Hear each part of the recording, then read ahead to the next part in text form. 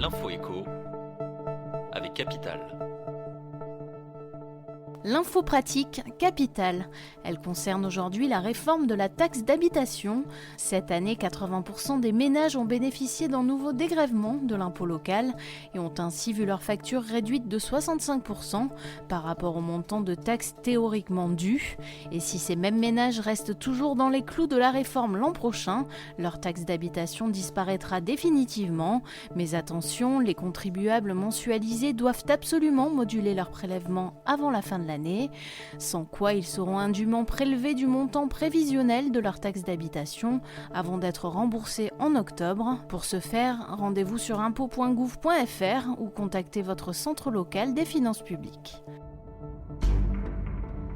Le coup de gueule du jour est poussé par Philippe Martinez contre la réforme des retraites.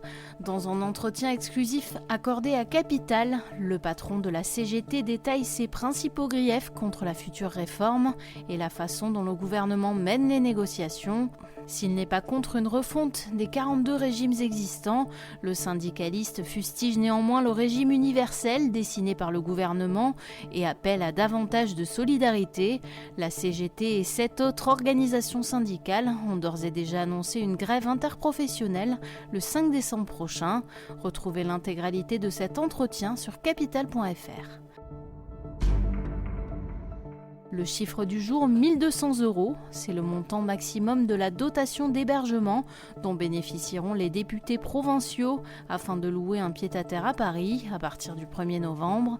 Fixée à 900 € par mois jusqu'ici, cette allocation sera donc augmentée pour être adaptée au prix des loyers parisiens. Si ceux-ci sont indéniablement élevés, on peut toutefois s'interroger sur la légitimité de cette dépense supplémentaire. Capital a vérifié, même à Paris, 900 € suffisent pour louer un studio. Et on termine avec la réforme des retraites. L'exécutif pourrait revenir sur son calendrier de mise en application du nouveau système de retraite par points, d'après un document remis aux partenaires sociaux et que s'est procuré Les Échos.